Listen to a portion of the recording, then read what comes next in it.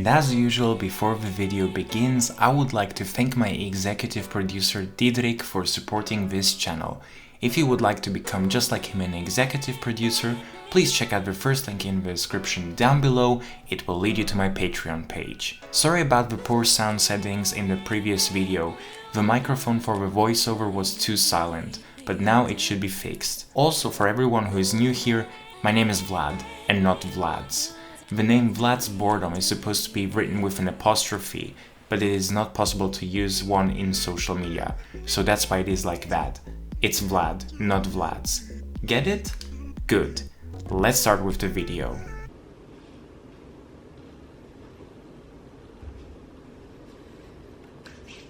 Selamat pagi everyone, it's Vlad's Boredom and welcome to my latest vlog, KL Day 2. And for today I planned something special, something what not many would cover in this city, but for me it is definitely something special. Alright, let's get dressed up and then let's go in town. The condo where I'm staying at is called Lucentia Residences. It's situated inside the BBCC complex and was recently finished, so the place is brand new. What is immediately noticeable is that the property is rather empty, despite it being sold out. Perhaps it has mostly to do with it being more of an investment property rather than for own stay purposes. In general, it feels like a very spacious place with a few luxury touches here and there, just that the finishing quality of the common areas doesn't feel like the price tag you should pay for such a condo. Also, I found it quite confusing to get in and out of the building, as the entrances seem to be all over the place, but not there where you expect them to be.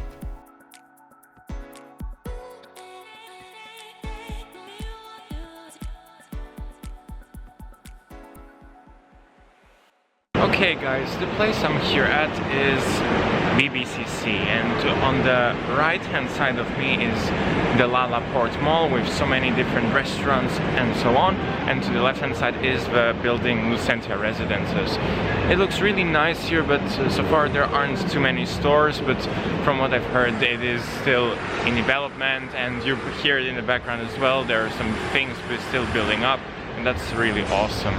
So for now, what's going to be the thing?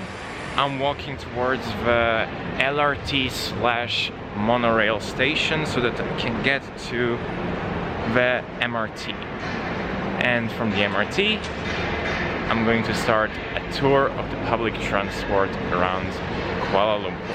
But why a public transport tour? It's because that this is the thing what fascinated me about Kuala Lumpur the most. You got a lot of different transport modes here in KL compared to what I got back home in Zurich. Here at Hang Tuah, there are currently two options to access the public transport, namely with the LRT Sri Petaling line and the Monorail line. In order to drive around the public transport network in Kuala Lumpur, you need either a touch-and-go card or you purchase the token at the counter or ticketing machine in the station. The fee is calculated with the distance you're driving and not a flat fare for the whole network.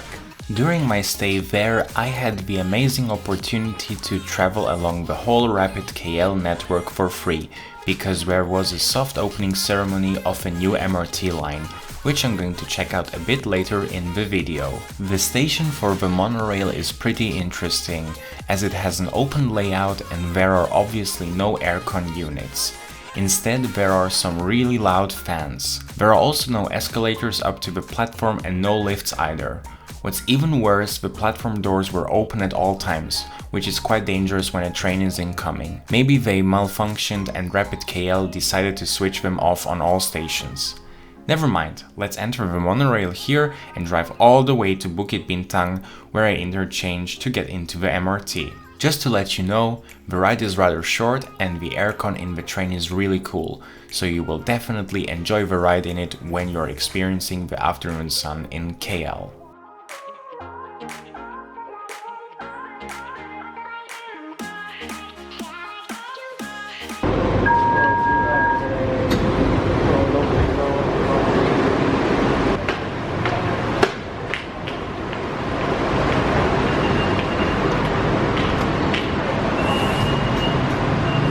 For For some reason, the monorail and MRT station are not connected together, which means you have to exit the barrier and pay for the fare again. I honestly don't know what's up with that, but I hope that it isn't more expensive that way. Unlike the monorail, the MRT in KL is a lot newer and dates back to 2016, when this line got opened. Most of the network is overground, but this particular station is built underground. I really enjoy the modern design of the station inside and out because it feels very clean. The MRT line goes all the way from Kuala Damansara to Kajang. Formerly, it departed from Sungai Buloh station, but after the new line got introduced, the end station became Kuala Damansara instead. The trains are all driverless and feature plastic seats in a white and light blue interior color combination. The ride in general is a lot longer, but within a bit more than 35 minutes, you can reach the final stop of the line.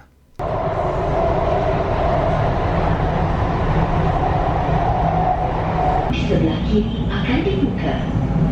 You are now approaching Pavilion Pusat Kota Damansara. Exit to the left door. Now, to get to the Putrajaya line, you just walk over to the other platform and wait until the train comes.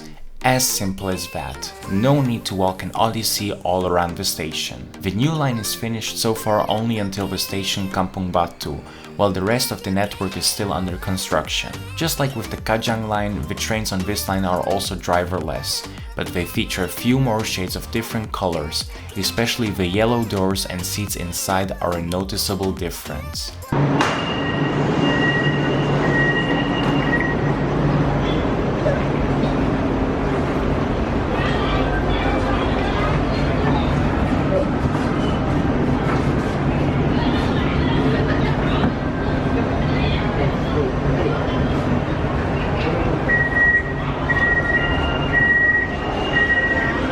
Riding with that line is absolutely enjoyable, as there are hardly any passengers and you can just have the ample space all for yourself. This is due to the fact that the line is so far poorly connected to the city center and therefore the traffic is missing.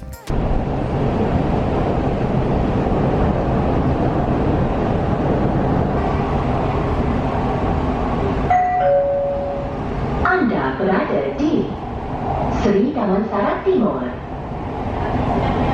You are now at Sri Damansara Timur.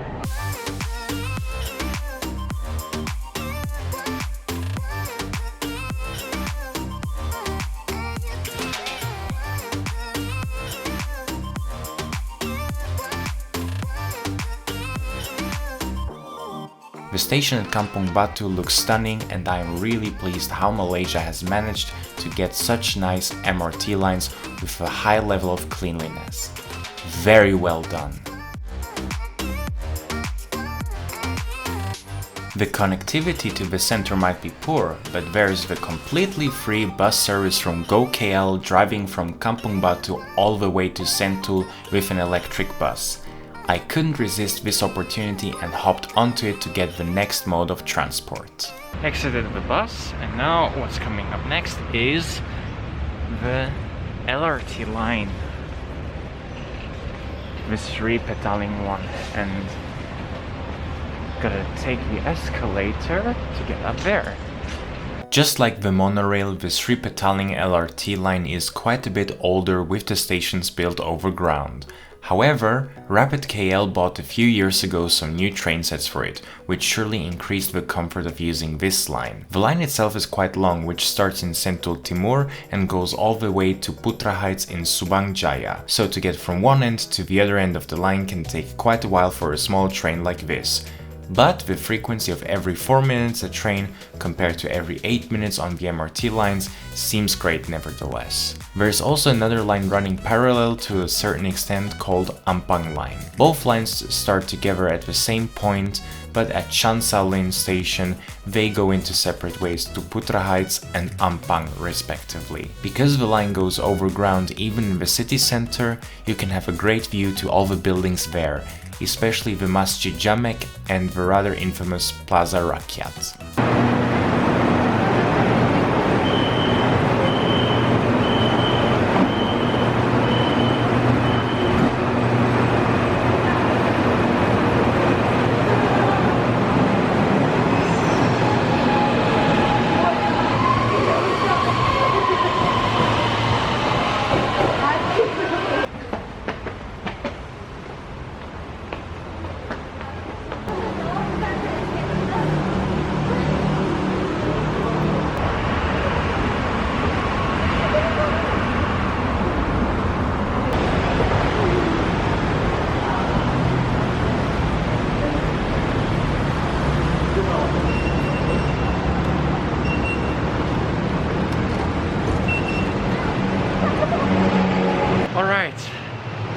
Lala port, and I gotta turn off the camera because filming is not allowed in malls and I do not want to get kicked out.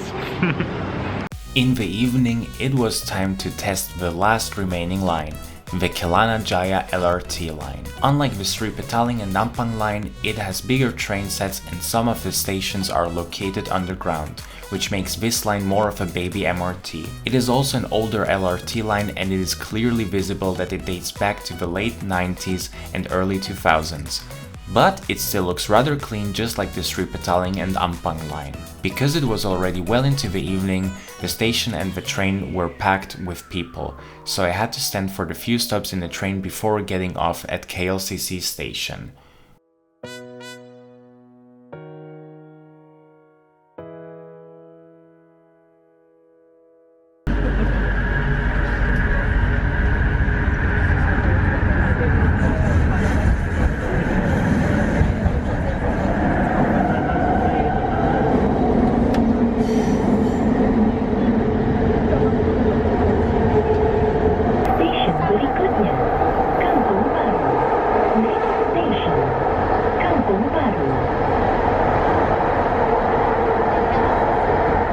Why KLCC? Well, obviously because I want to check out the beautiful Twin Towers and the park at the night time, and let me tell you that this is even nicer than during the day.